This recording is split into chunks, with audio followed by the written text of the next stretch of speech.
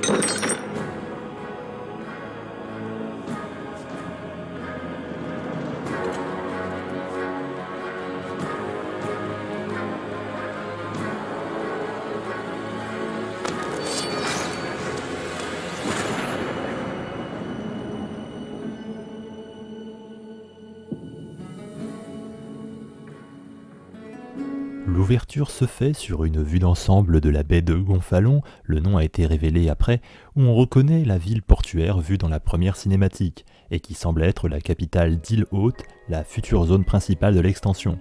Les devs ont d'ailleurs confirmé qu'ils se sont directement inspirés des côtes de la Méditerranée du Nord-Ouest. On entre par un passage sous une cathédrale en ruine dans la campagne alentour. Une assemblée secrète se tient, des hommes en uniforme d'allure furtive et capuche bleue planifient une action. On voit le plan d'un bâtiment. On revient à une vue dans la ville, toit en ardoise au premier plan et en tuiles pour le château. Notez les bannières bleues au lion sur les murailles, étonnant mais ça semble bien être celle de l'Alliance de dagues filantes. Une rue typique avec des étals de marchands. Un des hommes en capuche bleue fait en sorte de passer inaperçu en croisant 2 soldats ou 2 gardes de la ville. Le style de l'armure de plate de ces soldats est un peu original, quelque part entre breton et rouge-garde. Et là, on remarque qu'il a été repéré par l'héroïne elfe anonyme des cinématiques d'Ezo, celle du jeu de base mais aussi de Somerset. Son aspect avec cette CGI m'a semblé légèrement différent des précédentes, mais on reconnaît quand même tout son attirail et ses cheveux roux. On reconnaît aussi sa fameuse magie lumineuse verte, qui n'existe d'ailleurs toujours pas en jeu il me semble. Elle éclaire un graffiti peint dans cette ruelle, le poing qui brise une couronne. Rappelez-vous, c'est le sceau de l'ordre ascendant dont j'ai parlé dans ma seconde vidéo. Scène suivante, cette fois on est sur une plage brumeuse et inquiétante, où se découpent des formes d'épaves, qu'on va relier à la scène juste avant le naufrage dans la première bande-annonce. C'est sûrement un des bateaux émissaires des Alliances. L'homme qui s'avance ramasse une bannière bleue au lion. Il s'agit donc de l'aventurier de l'Alliance de Dagfilante. À son armure, au bout de tissu déchiré, on reconnaît le héros anonyme breton de la cinématique originelle du jeu, mais aussi apparu comme nécromancien revenu de la mort dans une des bandes-annonces d'Elsewhere. Il s'avance vers une forêt avec des palmiers, plutôt tropicale donc. Plan retour à la ville.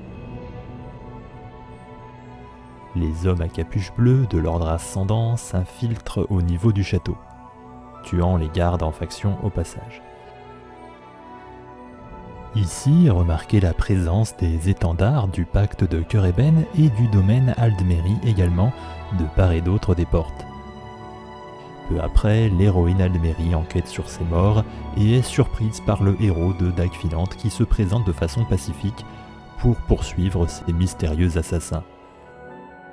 Le troisième larron, connu des bandes annonces, le barbare nordique, héros anonyme du pacte de Keureben, surgit d'un coup pour défoncer la porte. Les trois aventuriers trouvent alors une salle avec une table ronde remplie de dignitaires assassinés. Et là se révèle le chevalier de la précédente cinématique, avec son harnois complet breton et ses ornements de fourrure hospalière. Dans sa main, 3 médaillons avec chacun un ruban coloré. On reconnaît le type de médaillon vu dans ma seconde vidéo. Les rubans sont chacun à la couleur d'une des alliances. Et surgissant des ombres, les hommes de l'ordre ascendant entourent leur seigneur, prêts à affronter les 3 aventuriers. Le chapitre est baptisé High Isle, et l'arc narratif annuel sera l'héritage des Bretons. Cette bande-annonce en soi vient renforcer beaucoup d'éléments qu'on avait déjà déduits ces dernières semaines, et cela est confirmé dans la présentation des devs qui a suivi. Je rappelle quand même que les bandes-annonces officielles d'Ezo n'ont jamais montré de véritables scènes présentes dans le scénario du jeu et qu'elles se passent un peu autour. Elles ne font que servir d'introduction et livrer le thème général.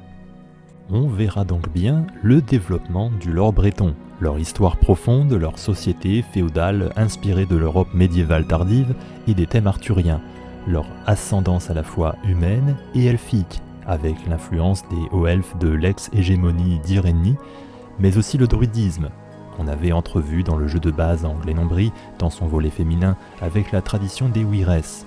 Et notamment, on apprendra enfin qui sont les druides de Galen, jusqu'à présent uniquement mentionnés dans TES 1 Arena.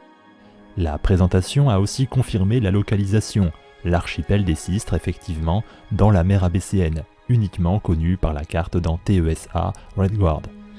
Ceci confirme la volonté des devs de partir sur un terrain inédit où ils ont pu inventer librement, tout en restant cette fois sur Nirn, sans grande menace cosmique ni grand complot d'Aedric. L'énigmatique île haute, dont le nom avait été pressenti par la communauté, se trouve simplement être le nom de l'île majeure de cet archipel. Elle est conçue comme un miroir de haute roche, la patrie continentale des Bretons.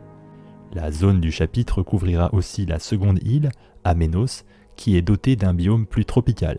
Il s'agira d'une île prison, un bagne, où depuis très longtemps on envoie les criminels sans s'en occuper, les laissant à la loi de la jungle. 2 autres îles encore inconnues de l'archipel devraient faire l'objet d'un ajout par la suite, par des DLC. D'après l'histoire qu'on lira dans un livre en jeu, l'île fut prise par les potentats cavirois de l'Empire rémanien, puis vendue aux Bretons par les Coloviens, puis reprise à nouveau tout au long de l'histoire. Ceci explique sûrement l'installation de Bretons à cette latitude plutôt méridionale, ce qui pouvait surprendre. Mais dans le monde réel, ceci peut rappeler la situation des possessions anglaises en Méditerranée, comme Malte ou Gibraltar. L'île haute bénéficie d'une position avantageuse à l'écart du continent de Tamriel et de ses tumultes, pouvant s'offrir une certaine neutralité, une sérénité et une dolce vita appréciée des plus fortunés, qui en ont fait leur lieu de villégiature. C'est dans ce contexte qu'elle est un terrain propice pour des pourparlers de paix. La présentation nous a ainsi clarifié que l'implication et la venue des 3 alliances jouables sur l'île étaient en vue de signer la fin de la guerre des 3 bannières, sous le patronage d'une société des inébranlables, composée de riches mécènes qui reste entièrement à découvrir. Mais en précisant que cela n'était pas du goût de tout le monde. On l'imagine pour les profiteurs de guerre, mais il cite notamment l'ordre ascendant, dont on découvrait l'existence dans ma vidéo précédente. Le seigneur ascendant est ce chevalier mystérieux vu dans la première bande-annonce, autant qu'il est l'auteur de la lettre au médaillon. L'ordre ascendant est un nouvel ordre pentamriélique, avec des membres venus de diverses races qui agissent bien au-delà de l'île haute. Ils sont persuadés d'agir pour une cause juste, comme on l'avait remarqué dans la lettre. Ils se présentent comme un ordre chevaleresque, d'influence bretonne, mais les autres ordres les voient comme un ordre voyou, dissimulant leur identité, trop extrémiste, agissant parfois de manière terroriste. Ils seraient en quête de l'avènement d'une utopie, libérée de tous les pouvoirs royaux. Voilà qui est prometteur et qui encore une fois me fait regretter si le scénario ne permet pas de les défendre. Même si les devs nous assurent qu'ils sont très méchants et donc pas gentils, ils mettent en avant l'idée que ce serait aussi une question de point de vue. D'autre part, la présentation du rapport entre l'ordre ascendant et la paix en Tamriel m'a paru très contradictoire aussi. Ils ont dit que cet ordre veut mettre un terme à la guerre entre les 3 alliances, quitte à utiliser la violence, mais en même temps ils cherchent à saboter la signature du traité de paix. Je suppose que la seule explication est qu'il ne veut pas d'une paix par le haut, qui renforcerait la légitimité des despotes en place, mais de leur paix à eux. Ou peut-être est-ce juste tirer parti de la guerre pour continuer à recruter. Ou bien encore, cet ordre a réellement mal tourné et leurs actions vont à l'inverse de leur propre cause. Mais mettre un terme à la guerre en Cyrodiil et éliminer les rois, ça me parle particulièrement, parce que c'est finalement assez proche de ce que je jouais en roleplay avec le background de ma guilde. Reste à voir comment cela se raccorde à l'aspect ésotérique entrevu avec le médaillon. Si je me risque à interpréter la scène où le seigneur ascendant jette les médaillons au ruban pris sur les dignitaires tués, je dirais que ces médaillons ont peut-être été créés justement comme signe de reconnaissance, comme symbole de trêve pour les tractations secrètes qui devaient se tenir sur l'île haute, et comme sauf-conduit magique pour les émissaires des alliances. Et en interceptant un, le seigneur ascendant aura eu vent de cette négociation, lui permettant d'intervenir et de mobiliser son ordre à l'endroit où elle devait se tenir. Concernant la société d'île haute, il a été dit qu'elle est censée représenter la quintessence des traditions bretonnes, l'aisance des Bretons avec la magie, le druidisme, mais aussi la féodalité et les classes très hiérarchisées avec noblesse, chevalerie, tournois, assassinats politiques et intrigues de cour, etc. Sur place, il y aura diverses maisons, dont 2 des plus influentes, la maison de construction navale et la maison du commerce, traduction personnelle en attendant. Des sortes de corporations à la façon des guildes médiévales si je comprends bien. Puisqu'on est en mer abécéenne, on devrait voir les éléments auxquels on s'attend dans cette région, selon les mots des scénaristes Slavicsek et Tuttle. Les Maormeurs certainement. Je poserai aussi la question d'Eslaude, peut-être verra-t-on à un moment un seigneur des drogues. Dans la nouvelle zone de chapitre, on affrontera les fissures volcaniques, nouvel équivalent des geysers abyssaux et des ancres déédriques comme point d'apparition de monstres puissants. Le site internet mentionne que ce sont des druides géologues qui s'inquiètent de ce phénomène. Côté instance PvE, il y aura un raid d'épreuve, le récif des voiles funestes, dont on avait eu le nom d'Ataminé plus tôt. Comme présumé, ce sera un affrontement contre des pirates dans l'île qui leur sert de repère. Les pirates des voiles funestes donc. 2 nouveaux compagnons PNJ feront leur apparition pour étendre ce système ajouté l'an dernier avec Gates of Oblivion.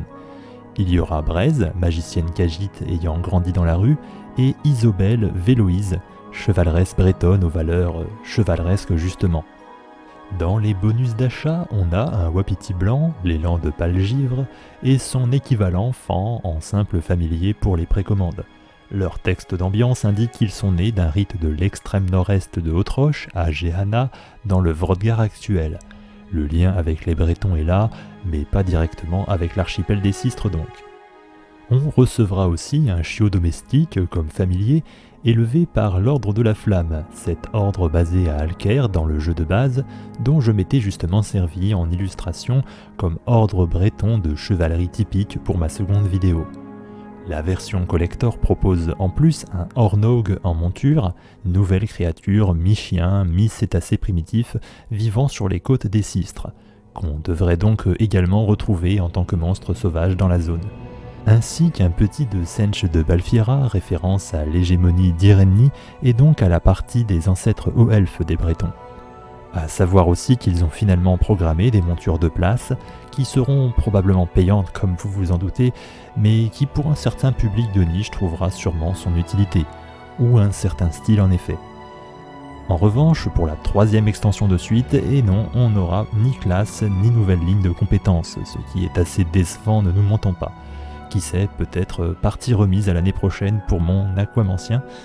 Ceci dit, d'un point de vue gameplay, grosse nouveauté, la puissance des compétences sera désormais basée sur la ressource de carac la plus maximisée entre la magie et la vigueur, de façon dynamique pour la plupart des techniques. Ceci pourrait donc résoudre les nombreux dilemmes face auxquels je me suis retrouvé coincé quand j'ai voulu construire un gameplay raccord avec le roleplay de mes personnages, quand je voulais choisir telle ou telle morphe de technique pour des raisons esthétiques, et en même temps ne pas être trop à la rue en termes de DPS, de dégâts, compte tenu de la ressource principale du perso concerné. À voir à l'usage donc, mais j'y vois quelque chose de prometteur. Ils ont également annoncé que les succès seront liés au compte, du moins une bonne partie, pas tous, notamment pas d'artisanat, de lecture de livres ni de donjons.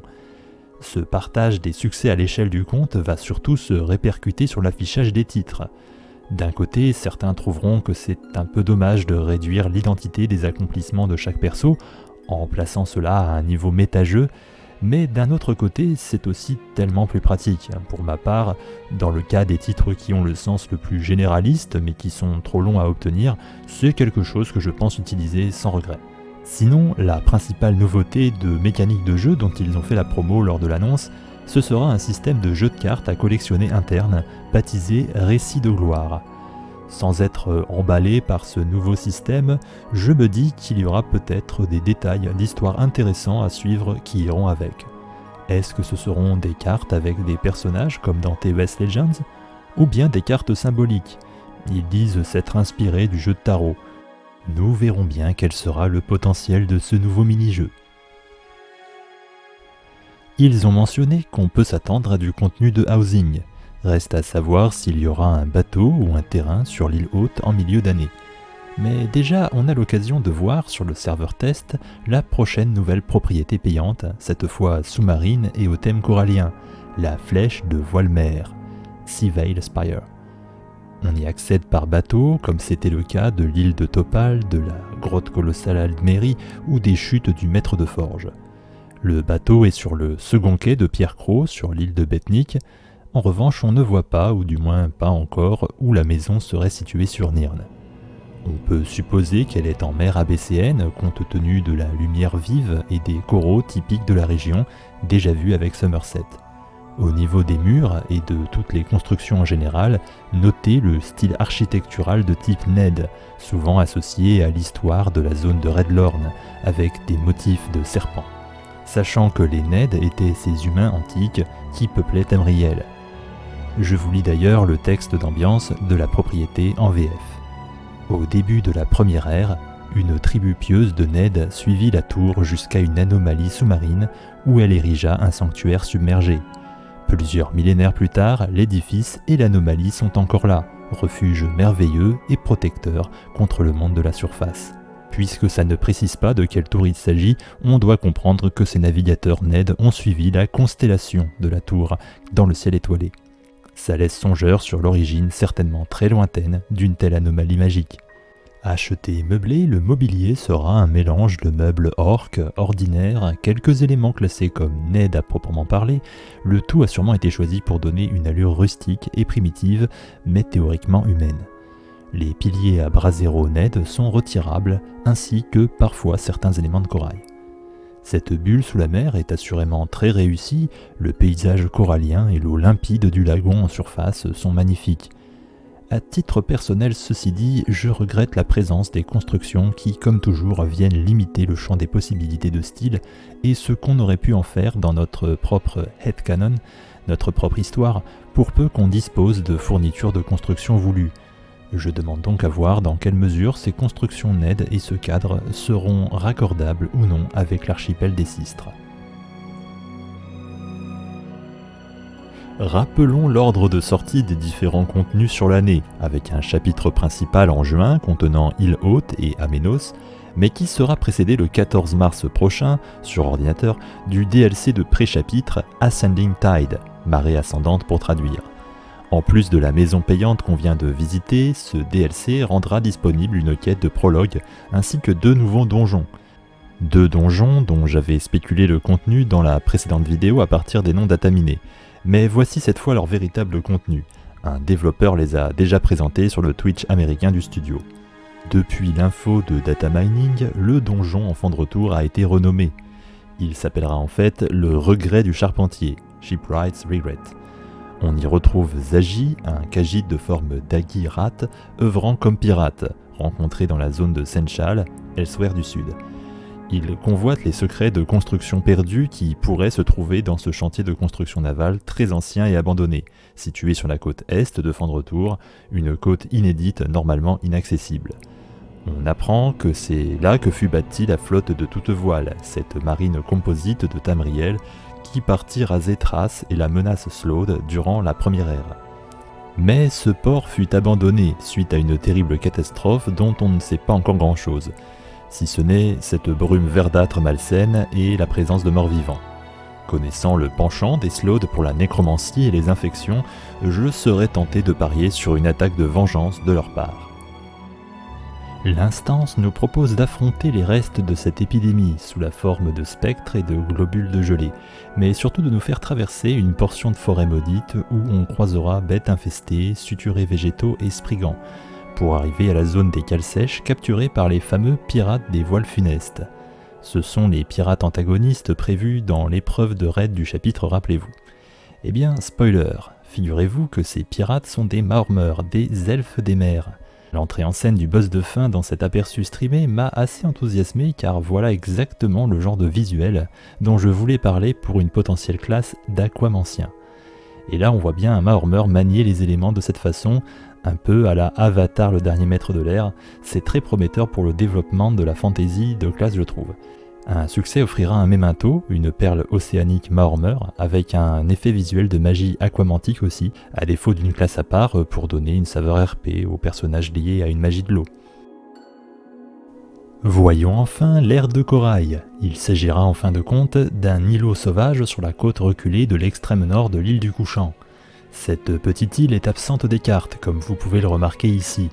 Et c'est intéressant, ceci nous rappelle en effet que les zones visitables ne sont jamais qu'une maquette réduite du champ des possibles sur les terres de Tamriel et ses alentours, et que le reste est là, n'attendant que notre imaginaire ou de futurs DLC.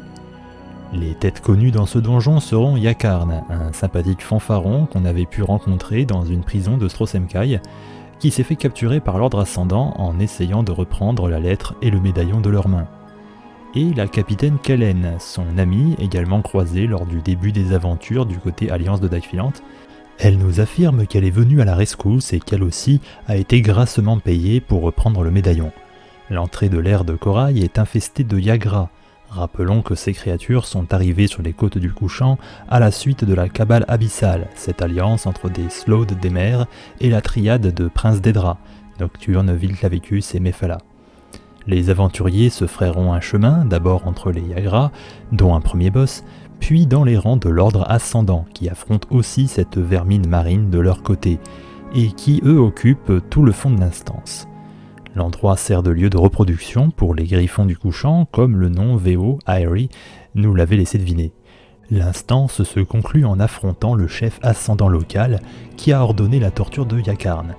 C'est un Altmer, dresseur de griffons, qui a établi sa base ici afin d'en élever au profit de l'ordre. Sur une note personnelle, ça m'a évidemment amusé de voir la localisation de ce donjon, à une encablure à peine de là où je situe le château Altmer caché de mes personnages, le palais de Givreciel, Mafrawell, face à un îlot du même type. On verra aussi apparaître un Memento, l'éclat gelé du gardien, dont l'animation évoque la magie de glace des gardiens spé étreinte hivernale, mais dont le texte d'ambiance renvoie à la tombe du fin fond dans le chapitre actuel. Et voilà, je n'ai pas été faire la quête de prologue sur le serveur test afin de garder la surprise. Et c'est donc là que je vous laisse, pour le moment. Ciao tout le monde!